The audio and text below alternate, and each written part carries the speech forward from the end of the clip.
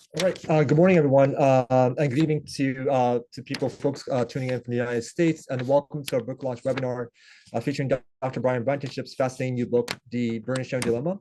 My name is Takuya Matsuda, and I'll be your moderator today.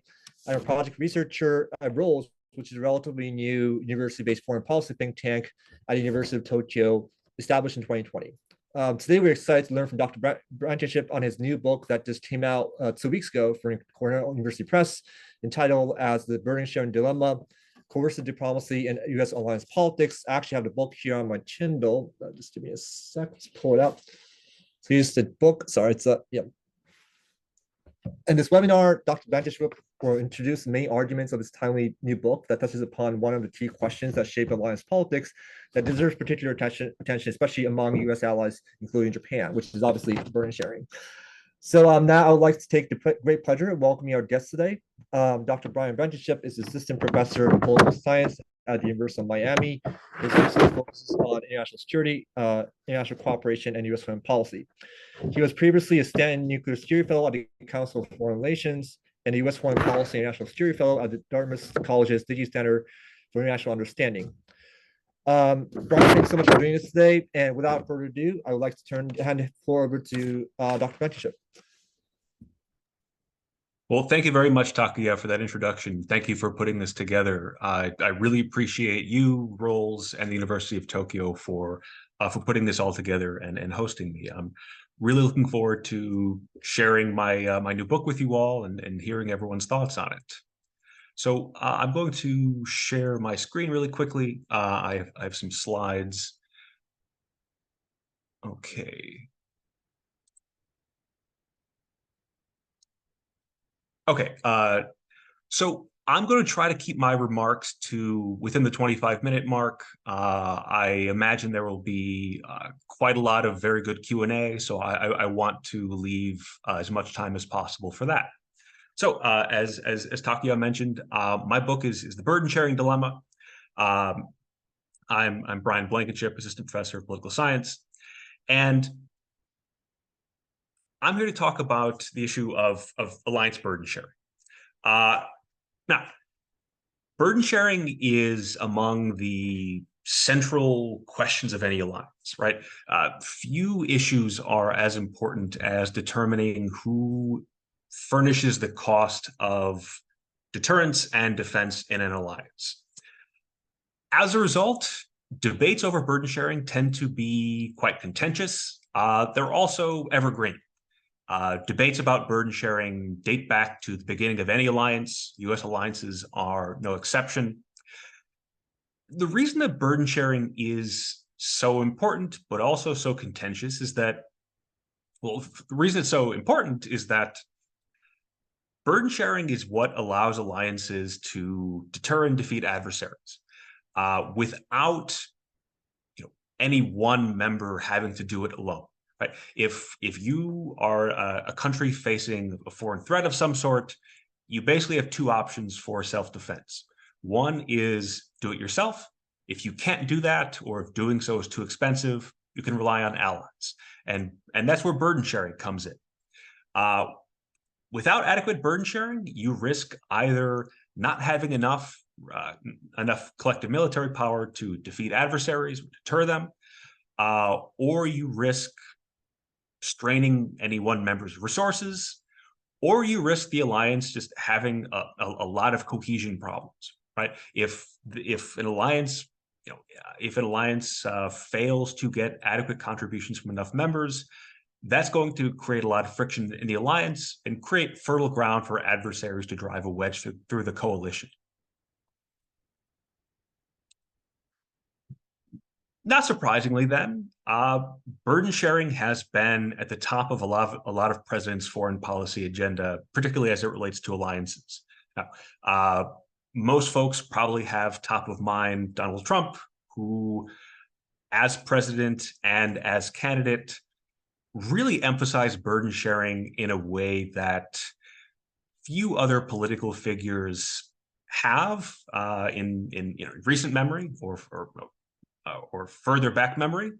But in a lot of ways, Trump's emphasis on burden sharing and his rather blunt willingness to call into doubt his willingness to defend allies that hadn't paid their fair share was really a change more in style than in substance. You look back across a lot of different U.S. administrations, from Truman through more recent presidents, you see very, very similar concerns, right? Burden sharing is an evergreen contentious issue. Where Trump really differed was in his willingness to kind of air these debates out publicly. But if you look at, say the Kennedy administration, for example, they were really quite blunt in their use of threats of abandonment as a way to try to get allies to spend more on defense. Now, part of the reason why burden sharing is so contentious and why it's such an evergreen issue, particularly in U.S. alliances, is that conventional wisdom holds that encouraging burden sharing is difficult, right? And this is particularly true in U.S. alliances. And that's the case for at least two reasons. The big one is that just the size asymmetry between the U.S. and its allies. Because the U.S. is so large, because it has so much actual military power and so much potential to produce military power, allies naturally are going to look to it for defense, right? And at the end of the day, in a lot of conflicts, this was especially true during the Cold War, and when there's a competition with a great power, it's U.S. contributions that are going to, in most cases, decide the outcome, right? In any alliance, the larger members' contributions matter more. And so naturally, the larger members are going to tend to furnish a disproportionate share of the alliance's military power. The second factor is that the U.S. has a lot of troops abroad, and it does a lot of other things, from public statements to military exercises with allies, as a way of demonstrating its commitment to defend those allies. And there are a lot of folks who argue that this troop presence, and more broadly, all of the things that the U.S. does to reassure its allies, that those have the side effect of reducing allies' incentive to spend more on defense. And so what you have is a sort of free riding problem, where you have this big, powerful U.S. with a lot of troops abroad that is unable to get its allies to spend more themselves. Now, there are a few problems with this, though. And the problem is that there are a lot of cases that this way of thinking about the issue just can't explain. For one, there are cases where the U.S. was able to get more burden sharing than this kind of pessimistic conventional wisdom would lead you to expect. For one, you have cases like West Germany during the Cold War, which, despite hosting 250,000 U.S. forces, was among NATO's biggest spenders on defense, and including, as a proportion of its economy. It really, at a lot of points during the Cold War, West Germany was the ally that the U.S. could most reliably look to bolster its military power and furnish capabilities for frontline defense. And the same was true of South Korea. And South Korea is puzzling on two counts. One is that it's the host of a lot of U.S. military personnel. And the other is that, particularly during the 1960s, 1970s, it was not an especially large and powerful U.S. ally, right? Compared to Japan, which I'll get into in a moment, South Korea was much, much smaller, had much less capacity to contribute, and yet it contributed a lot. Today, you look at NATO, and a lot of the alliance's biggest spenders on defense are not its largest members, but some of its smallest, right? The Baltic states, Poland. Now, likewise, there are cases where this conventional wisdom would lead you to expect more burden sharing than actually occurred. Big case here is France. France, despite being one of NATO's largest members, France was a perpetual burden-sharing problem in the NATO alliance during much of the Cold War, so much so that it eventually withdrew from NATO's military command in 1966. And perhaps most puzzling of all, there are cases where the US actually was reluctant to look to its allies to spend more on defense. I'll talk later about Japan, particularly during much of the Cold War. U.S. policymakers were pretty ambivalent about the prospect of a self-reliant Japan, despite it being able to contribute a lot. And more recently, you've seen similar dynamics play out with regards to European Union efforts toward collective self-defense, where you have consistently had U.S. policymakers be, rather skeptical of European defense efforts, with Madeleine Albright famously warning about the so-called 3Ds: no decoupling, no duplication, no discrimination against NATO. And all of this amounts to, a set of puzzles that this conventional wisdom just can't explain. And that's where the book comes in. The book is an attempt to try to make sense of the patterns of burden sharing that we see. And it does so by offering a theory that attempts to both explain when the U.S. encourages its allies to assume more responsibility for their own defense, why, and when it does, when those efforts work or don't work.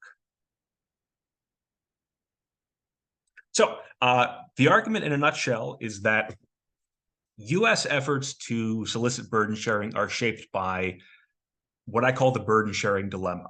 And the dilemma has two parts. The first is that, as the conventional wisdom suggests, that there are downsides to the tools that the U.S. uses to reassure its allies, right? The U.S. reassures its allies for lots of reasons, right, ranging from discouraging them from seeking nuclear weapons to discouraging them from doing all kinds of other things that might lead them to reduce their reliance on the U.S., and more broadly, just to maintain cohesion in its alliances. But as the skeptics, as the pessimists point out, those signals can, if not counterbalanced by something else, they can have the effect of discouraging allies from investing in their own defense. That's challenge part one. Part two, and this is a more fundamental problem in alliances, is that allies that become more self-reliant become more independent, right? And that has its downsides. And the downside is this, that other than burden sharing, the U.S. and more broadly great power patrons in these sorts of contexts in which they have alliances with less powerful countries, they tend to expect a lot more from their allies than just conventional defense burden sharing, right? Everything from hosting its military bases to following its lead on trade with mutual adversaries, to voting with it in the UN, to just more broadly supporting its foreign policy.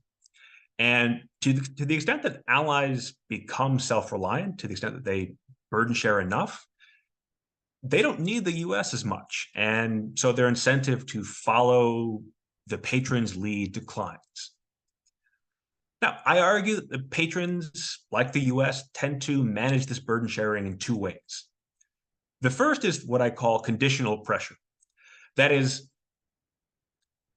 assurances of support, like troop deployments, statements of support, whatever it might be, those can be paired with threats of abandonment to offset allies' incentive to free ride, right? And, seen in this way, reassuring allies is not necessarily always going to lead them to underinvest in defense, provided that those threats can be paired with credible, salient threats of abandonment.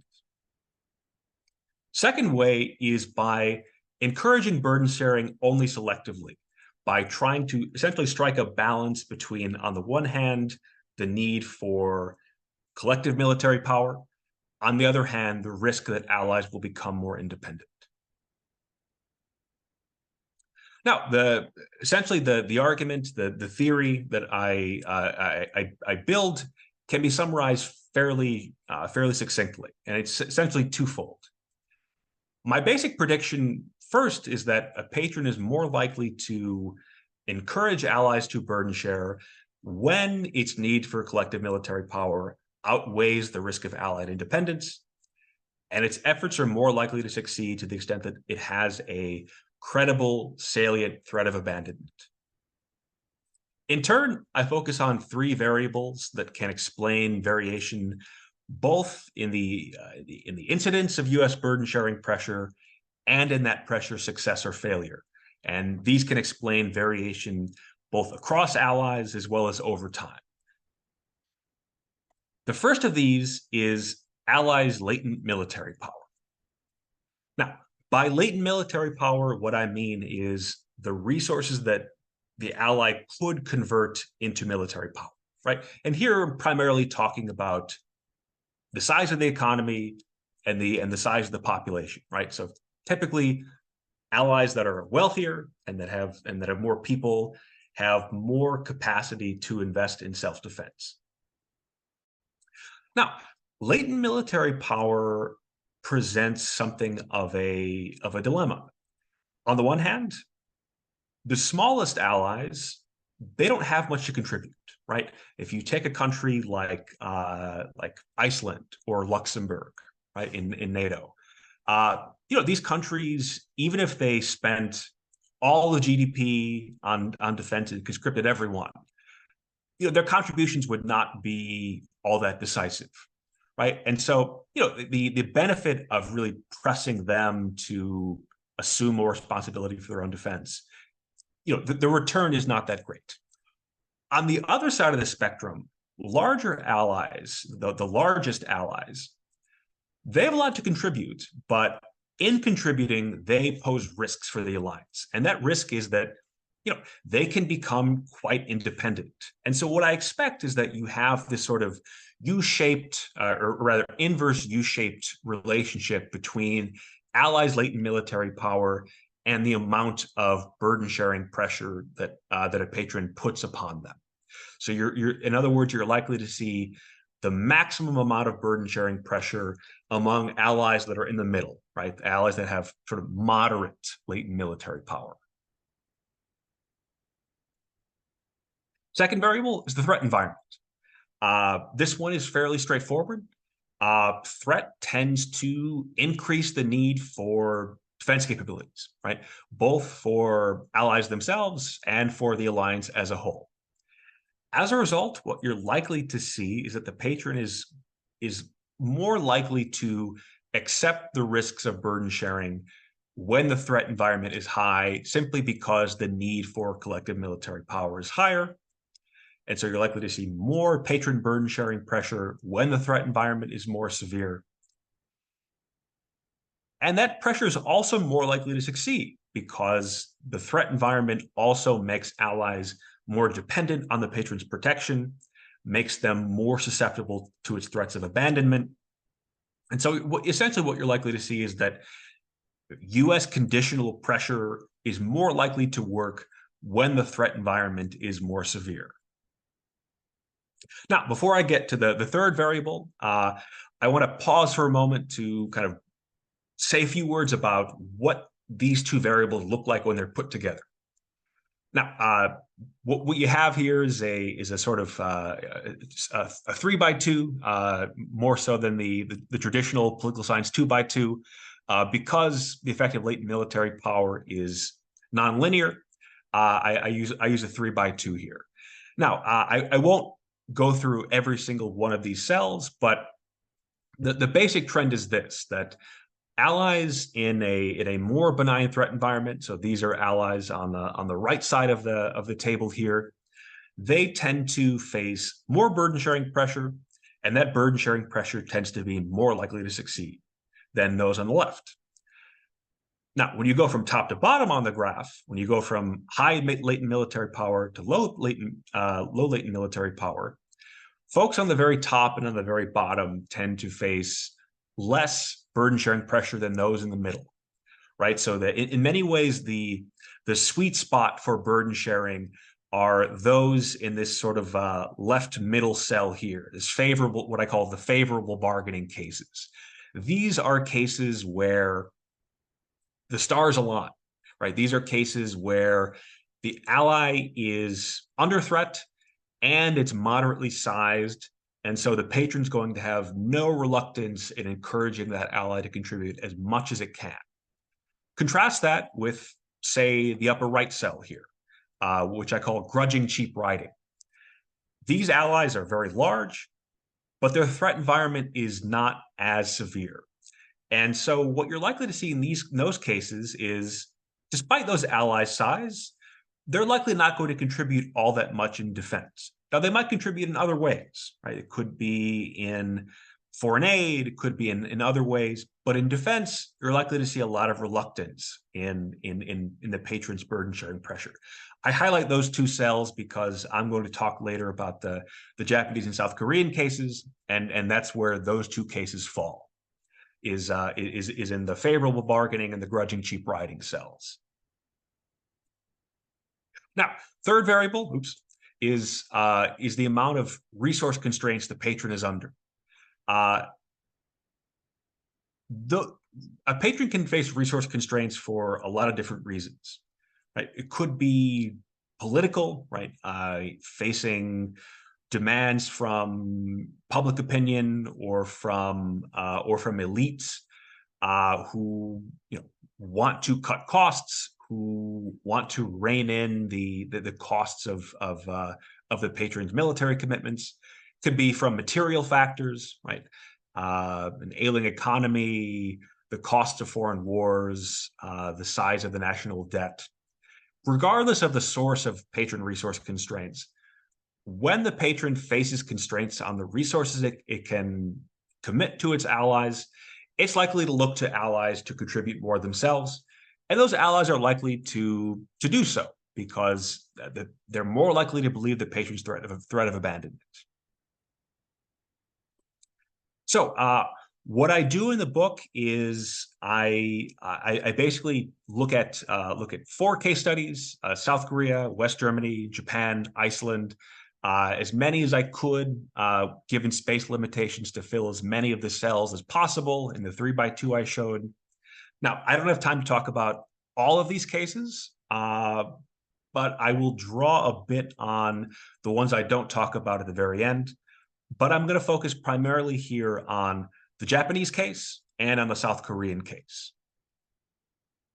Now, in the case of Japan, Japan falls under, as I said before, a case of grudging cheap riding, right? Japan had a lot of latent military power, but its threat environment was considerably more benign than that of, say, South Korea. As a result, what you saw, particularly during the 1960s, before the costs of Vietnam in the 1970s, really forced the U.S. to reorient, was that U.S. policymakers really were quite ambivalent about encouraging Japan to play a bigger defense role. The fear was that if a self-reliant Japan would not necessarily be a reliable American partner, that it could do anything from decide to build nuclear weapons, to move closer to the Soviet Union or China, or to evict the U.S. from its bases in the country, particularly in Okinawa. As a result, what you had in the Japanese case in the 1960s was, really quite limited U.S. burden sharing pressure. You see in the internal deliberations in the U.S. this kind of very ambivalent tone when it comes to Japanese burden sharing. Instead, what you see is a big push to get Japan to play a bigger economic role, particularly in furnishing foreign aid to Southeast Asia, including South Vietnam. And this situation, Japan was rapidly becoming a potential superpower in its own right. And it's striking just how little the US wanted Japan to do in terms of self-defense. Now, the 1970s seemed like it could change, that could change. For a variety of reasons, the US faced a lot of resource constraints. Those stemmed both from what was going on at home in the US. This was the period of stagflation, high unemployment and high inflation. It was an era of a lot of political instability in the US. You had the anti-war movement, and more broadly, the US public and the US Congress were becoming war weary. And, a lot of this stemmed from the costs of the Vietnam War. As a result, the Nixon administration, which came into office in 1969, proclaimed what became known as the Guam Doctrine, also known as the Nixon Doctrine, which basically called on allies to do more for themselves so that the US could do less. You would expect that this fundamental change in the US approach to burden sharing would have meant that it would look to Japan to do a lot more. But in reality, you didn't see that. You still saw the same concerns that you had in the 1960s in the case of Japan, which was that a self-reliant Japan, could be a wild card, right? That it would not necessarily follow the United States lead. As a result, what you had instead was a sort of middle ground approach where the Nixon administration and the Ford administration did encourage Japan to play a bigger role in self-defense, but only in the form of modest and qualitative improvements in Japanese capabilities. And its efforts to solicit, modestly greater Japanese defense capabilities succeeded modestly. You had in the 1970s, a debate within the Japanese defense community, with some like Nakasone and the defense agency favoring a more ambitious self-defense approach, others not so much. What you had instead was a sort of gradual emergence of a consensus in favor of a small but highly capable self-defense force. Now, you can see it in the defense spending trends as well. Japanese defense spending did modestly increase over the course of the 1970s, both in total and as a proportion of GDP, but by and large stayed around the 1% level. Contrast this with the case of South Korea, which started the 1960s in a very different place from Japan. South Korea was still relatively weak. It was still in the very early stages of its economic growth, and it faced an enormous threat from North Korea.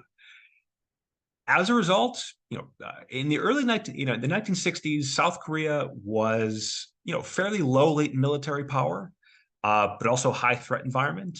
And so what you had was a sort of modest U.S. approach of encouraging South Korean burden sharing. The country was not yet capable enough to really stand on its own, and so it was still highly dependent on U.S. military assistance, but it did contribute in important ways, including to contribute to the Vietnam War. Tens of thousands of South Korean forces fought in the war with their costs largely borne by the U.S. Now, this changed a lot in the 1970s. Unlike in the case of Japan, the U.S. was not shy about putting a lot of pressure on South Korea to spend more on defense. And this worked pretty well, as the South Korean government was really, really fearful of abandonment, both because of the Guam Doctrine and all the developments I talked about previously, but also because of the withdrawal of the U.S. 7th Infantry from the Korean Peninsula. Couple this with the fact that the South Korean perception of threat was still very high when it came to North Korea, and you had a recipe for really dramatically increased South Korean burden sharing. And that's, in fact, what happened. The ROK really underwent a massive military modernization campaign, and U.S. military assistance declined quite dramatically. The South Korea started the 1970s with military spending GDP ratio of about 1%. By the end of the decade, it was nearing 4%, right? A really, really dramatic increase. So I'm a little over time, a little longer than I was expecting. So I want to wrap up really quickly with some kind of big picture implications, and then I'm looking forward to getting to the Q&A. So the book's implications are essentially threefold. The first is that, as I said at the top of the presentation, there's this body of conventional wisdom that, encouraging burden sharing is futile when it comes to allies that are smaller and allies that host a lot of U.S. forces. I argue that this isn't always the case, right? Larger allies don't necessarily contribute more, and allies that host U.S. troops don't always contribute less. I didn't talk about West Germany, but West Germany, like South Korea, was a big burden sharing success, in large part because its threat environment was so high and its fear of abandonment was also reasonably high, that it didn't matter how many U.S. forces were in the country. Second, the U.S. is not powerless to shape what its allies do. At the same time, though, its room for maneuver is inherently limited, right? There are factors, including many beyond its control, that shape whether or not it can successfully encourage allies to do more. Namely, those allies' perceptions of threat and the amount of U.S. resource constraints there are. The U.S. can't really manipulate either of those things. If allies don't perceive a high level of threat, then there are going to be limits to what the U.S. can do in terms of getting them to spend more. Third and finally, the book sort of challenges the idea that there's this image that the U.S. is kind of always looking to allies to spend more on defense and just failing to do so. I argue in the book that this sort of mischaracterizes the dynamic, right? The U.S. isn't the big constraint on allied burden sharing isn't always what the U.S. can get its allies to do. It's what it's willing to ask of its allies. So thank you very much. I'll end the presentation here, and I'm really looking forward to Q&A. Thanks, everyone. Thanks so much, Brian, for your comprehensive overview of your book and sharing your insights on alliance politics. I actually had a chance to read the book over the weekend, and it's a great read, and it actually touches upon one of the central questions about alliance politics between control and cost sharing. This dilemma is trade-off is definitely a major part of alliance politics. I really enjoyed the book. And I should have told us, said this in the beginning, but for Q&A, there's a Q&A button down below. So if you could put your questions in there, that'll be great. If you're more comfortable asking in Japanese, I can translate that when I ask the question to Brian. So please feel free to choose any language you wish. And I actually have a couple of questions. Let's start with Dr. Yasuhiro Izumikawa from Aoyama Gakuin University. I have two questions from Dr. Izumikawa. So the first question is, another independent variable that previous studies find important in terms of explaining burden sharing, bargaining is an ally's security dependence on its partner. How do you evaluate the relative explanatory power of your theory to that of security dependence? Addressing this issue strengthen your argument, and he also enjoyed your presentation. He has another question, but do you want to start with the first one and then go to the second one later? Yeah. Sure. Yeah. So I went back and forth in the book in terms of how to think about this issue of security dependence, right? There are a lot of different ways of measuring it, of thinking about kind of what are the factors that makes an ally more or less dependent. some studies use, I've seen troop levels used as a proxy for security dependence. The issue with that is that troop levels are both a measure of Allied security dependence and also kind of U.S. security dependence on the ally. And so I settled on this on the threat environment as kind of the key proxy for security dependence that I focus on. And I didn't go into this in the presentation, but in the book, one of the challenges in studying the effect of the threat environment is that it kind of cuts both ways, right? The threat environment, both when the patron perceives a high level of threat, that increases its commitment to its ally more likely than not. But when allies perceive a threat, they become more dependent on the patron's protection. And so, those two things cut in opposite direction. And so, in the book, I sort of talk about how to disentangle the two. It's hard because a lot of measures of threat, like capabilities and intentions, are a constant between the patron and the ally, and they can't necessarily explain who feels the threat more. And so I end up focusing a lot on geography in the book. South Korea and West Germany being high threat allies because they share a land border with shared adversaries. Japan and Iceland being lower threat because they don't. But yeah, the issue of security dependence kind of looms large over the project, and it's sort of a matter of how you measure it. Thank you. And also, I have another question from Dr. Izumikawa. So let me read it out loud. Do you focus on U.S. explicit pressure for burden sharing, or both implicit and explicit pressure? In either case, how do you distinguish the portion of increased burden shared by an ally from the burdens that the ally did for its own reasons? Yeah, this is a tough one. And it's one of the reasons why in the book, I focus primarily on case studies more than sort of quantitative indicators of allied contributions.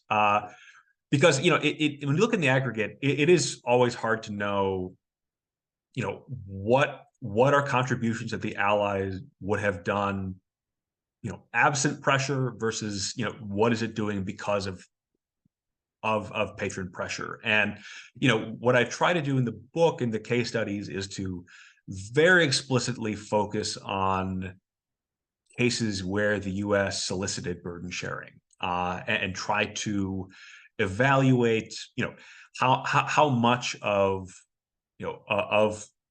what happened can be attributed to that pressure. And it's always sort of difficult, right? Even in cases where you have a reason, where the correlation is quite tight, right? There's a U.S. threat followed by an increase in allied defense spending.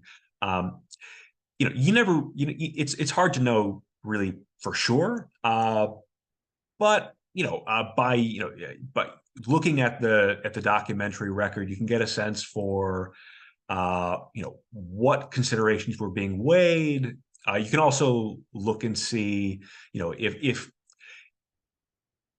you can look and see whether or not a U.S. threat preceded an ally's increase in defense capabilities, or whether or not it was because of a change in just the external threat environment, right?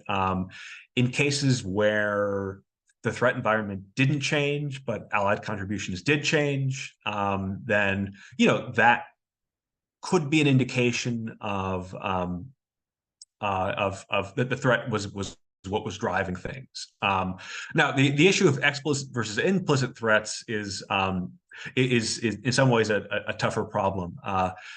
Because allies can, in some cases, contribute kind of preemptively in the hope of, dissuading the patron from abandoning them or wielding threats of abandonment. This was very clearly what the South Koreans had in mind in contributing to Vietnam. There was very much an attempt to kind of curry favor with the U.S. and try to use the South Korean troop presence in Vietnam as kind of leverage to discourage U.S. withdrawal from the Korean Peninsula. And I'm sort of agnostic in, I focus primarily on explicit threats, just because they're easier to, they're easier to find, and more straightforward to test the effects of. But yeah, getting at this implicit versus explicit, and also the general issue of what contributions would have been made regardless, it's a thorny problem, and one that the book tries to get at, and why I think case studies are really the way to go when it comes to evaluating the theory. Right, thank you. And we have another question.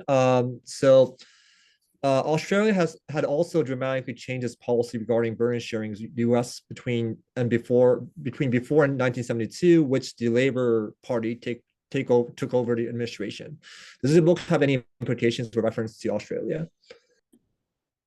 Yeah, there was a time where it ended up being impossible because of space constraints. But I was originally thinking about including Australia as a as a brief case study at the very least. I ultimately wasn't able to, but what's interesting about the Australian case is, and this to some extent applies to Britain as well, is that Britain and Australia are both countries that Britain, by virtue of the so-called special relationship, as well as Australia, they tend to be pretty big contributors to a lot of U.S. military interventions, right? I think the claim is that Australia has fought in every U.S. war since World War II or something like that. I don't know if that's exactly right, but I think it's close to being true at the very least. And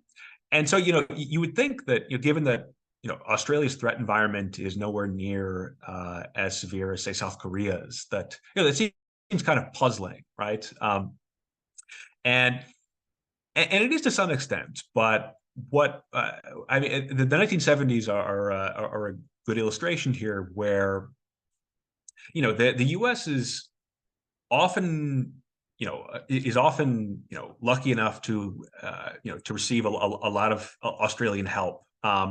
But it's usually on Australia's terms, right? It's not something that the U.S. has really been able to compel all that easily. And this gets to Yasuhiro's point on sort of what contributions that would have been made regardless. Because the Australians started off as the 1960s kind of on board with the U.S., kind of maybe not a supporter per se of the Vietnam War, but willing to sort of stand behind the U.S. And by the 1970s, the Australian government was one of the most vocal opponents of the war. Really was very much a thorn in the Nixon administration side. Supposedly, Nixon and Whitlam really hated each other, for one. But just more broadly, it was kind of structural, where the U.S. if Australia doesn't want to contribute, the U.S. doesn't have the same policy levers to kind of compel them to contribute that it did over, say, a South Korea in the 1960s, which was much more dependent on the U.S. And so was much more susceptible to U.S. coercion than Australia was at the same time. We have another question. So in case of U.S.-Japan security relationship specifically, how do you consider Japan's lending basis to the U.S., which has provided tremendous geographical and maintenance advantages to the United States, which you seem to focus more on capability, financial aspects of the alliance? I'm sorry, why you seem to focus more on capability, financial aspects of the alliance? As you know, it has been argued that one of the unchanged structure of the alliance lies at the exchange of bases and personnel. U.S. forces? Yeah, so this is a great question. I originally in the book, this was another thing that fell out because of space constraints, was going to incorporate a bit more of a typology in the book in terms of types of burden sharing, right? Ranging from your kind of traditional conventional defense burden sharing, range, all the way to bases, to foreign aid, to everything in between. And I get into this a little bit in the book, but part of what I argue in the book is that the book very explicitly focuses on conventional defense burden sharing, and I do so primarily for a couple of reasons. One being that this is collective defense is central to the function of an alliance. It allows me to be in dialogue with the existing literature on the subject, and more broadly, focusing on kind of conventional defense burden sharing allows me to explore the sort of unique dilemmas to that kind of burden sharing, right? The burden sharing dilemma, as I define it,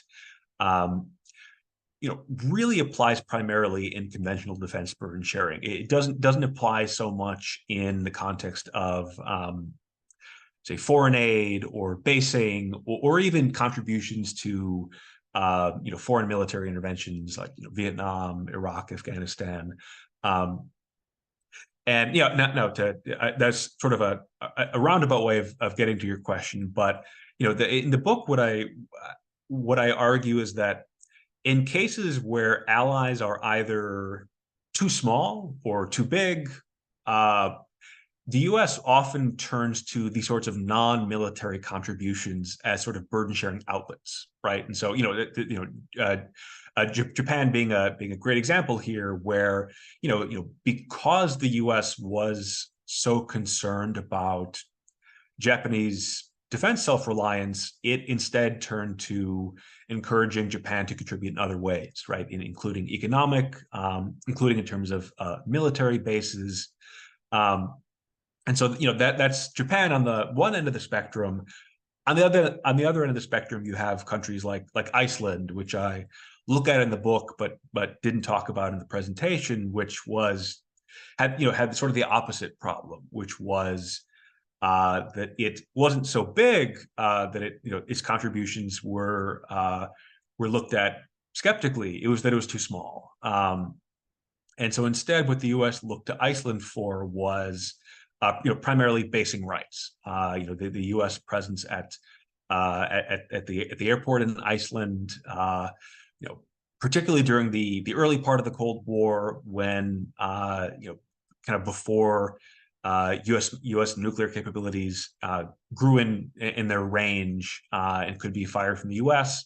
The U.S. relied on bases like those in Iceland for not only for early warning and sonar, anti-submarine warfare, but also for long range strike into the Soviet Union.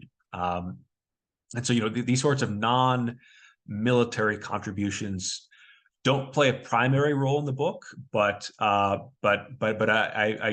do think that because of the dilemmas of burden sharing that defense capabilities pose, that the U.S. often tries to solve the burden sharing dilemma by kind of channeling or trying to channel allies' capabilities into these sorts of non-military means.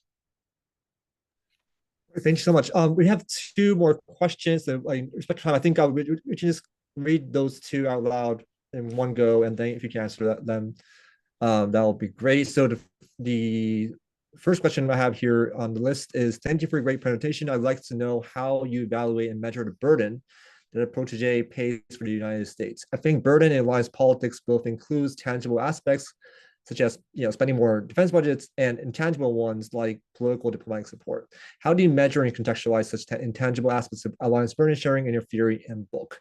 And if I may also mention another question we have here. I have a question about proxy for dependent variables. In your comparative case studies, you made defense spending ratio to measure whether conditional pressure succeeded.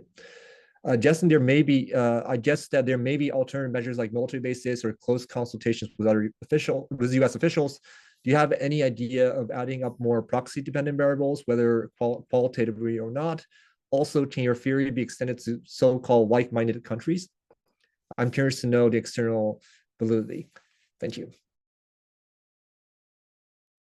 Yeah, so this so I try to get at the dependent variable. I think both of these questions get at a similar issue, sort of related to the previous question, which is, what about sort of both sort of non-defense spending measures of burden sharing, and also what about what about sort of more granular measures of contributions? And I've done some previous work, and in that previous work and in the book, I primarily sort of focus on defense spending to GDP as kind of the aggregate indicator of defense burdens, kind of recognizing that that's imperfect, doesn't tell you kind of what's being spent on. But it gives you at least a good sense of kind of the overall defense burden. Now, in the case studies, I try to go a bit deeper. I try to get at what this is being spent on. Try to get at whether this was accompanied with an increase in in reserve forces or in enlisted personnel, as as kind of a related indicator of kind of aggregate military investment. And in the case of West Germany, for example, the part of a central part of that case actually is what the West Germans were spending what they're spending their money on. And a large part of it, and this was the subject of a very contentious set of debates in the 1960s and into the 1970s to some extent as well, over the costs of U.S. forces in Germany, right? This was a byproduct of the gold standard, but the U.S. presence in Europe, and especially in Germany, incurred a lot of foreign exchange costs, which put a lot of pressure on U.S. gold stocks. And to try and offset that, the U.S. really pushed West Germany very hard to rearm using American produced military equipment, and that was both it served three functions, right? One was to rearm Germany. The second was to offset the U.S. foreign exchange costs by having a troop presence in Germany. And the third was to kind of bind West Germany even closer to the U.S., right, by sort of making it dependent on U.S. produced arms. And that was another way the U.S. tried to solve the burden sharing dilemma. It wasn't a perfect solution, but it was one way of trying to reduce the likelihood that Germany's becoming more capable would lead it to kind of become more independent and do things the U.S. didn't want it to do. And so, that's a roundabout way of addressing the question. But, in the case studies, I sort of use defense spending as kind of the aggregate indicator to compare across cases. But within those cases, I also try to get at what was actually being spent on. Right, thank you. And this might be the final question. I think this question touched upon contemporary developments here in Japan. So thank you for the presentation. I'm wondering how and whether your theory fits into the case of recent Japan's decision to double down its defense capabilities by acquiring long-range missiles and unmanned assets, even though in its decision-making process, we have not particularly witnessed clear U.S. burden sharing pressure on Japan. Is there any relevance to this case? Yeah, so I've been thinking about this because I've been following pretty closely the burden sharing developments in both in Japan and also in NATO, particularly since Russia's invasion of Ukraine last year.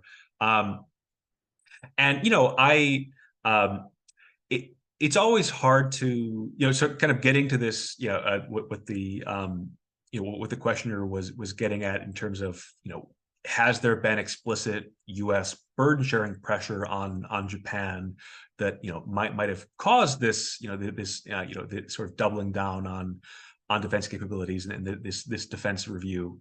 And it's always hard to tell. A lot of this happens behind closed doors. Outside the Trump administration, these debates tend to play out in private more so than in public. But they often do spill over in public from time to time. And so, I don't know what the contours of the debate going on behind closed doors are. I guess what I can say is, I think the way the theory might try to shed light on sort of contemporary issues in Japanese defense burden sharing. A couple things. One is just kind of changes in the threat environment, right? The sort of persistent threat from North Korea, rising threat posed by China, sort of the shock of the war in Ukraine, kind of all point in the direction of kind of concern, kind of rising concern about the external threat environment, and couple that with just the degree to which the U.S. is to some extent kind of facing a lot of competing demands on its resources, right? Faces demands from on its resources in Europe, in East Asia, not now in the Middle East as well, and the U.S. is still militarily quite powerful, largest economy in the world still by some metrics. But it's nowhere near the level of dominance that it had in 1950 or even in 1965. Just the U.S. share of the global economy is not what it once was. At the same time, it's facing competing demands on its resources from a lot of different in a lot of different regions, and all of that I might imagine would be the source of some concern of about whether or not not only whether or not the U.S. would be there for Japan or for Taiwan or for South Korea or someone else, but just how much it would be and how quickly, right? It's one thing for the U.S. to be committed to an ally's defense. It's another thing for it to be able to marshal the military power that it needs to make a difference early on in the conflict, particularly over Taiwan. Speed will be of the essence, and when you have demands on the U.S. Navy in the Middle East, demands on U.S. military power in Europe, all of that points to a picture of the U.S. as being constrained. All right, thank you. Actually, we have one final question. Brian, do you have time? Yeah, absolutely. Absolutely. So this is from Professor Tsuruoka from Keio University. I very much enjoyed your talk. I have a question regarding the relationship between peacetime burden sharing, not least defense spending, and wartime burden sharing, like troop contributions to U.S.-led operations. The latter seems to have become more important after the end of the Cold War, particularly in the context of Iraq and Afghanistan. I'll be grateful if you could elaborate a little bit on how you put the operational role of allies in your thesis on burden sharing. Thank you. Yeah. So, as you noted, during the 1990s and 2000s in particular, kind of traditional defense burden sharing and, in terms of defending and deterring and defending against conventional threats, it really receded in importance relative to what it had been in the Cold War. And as a result, burden sharing debates changed.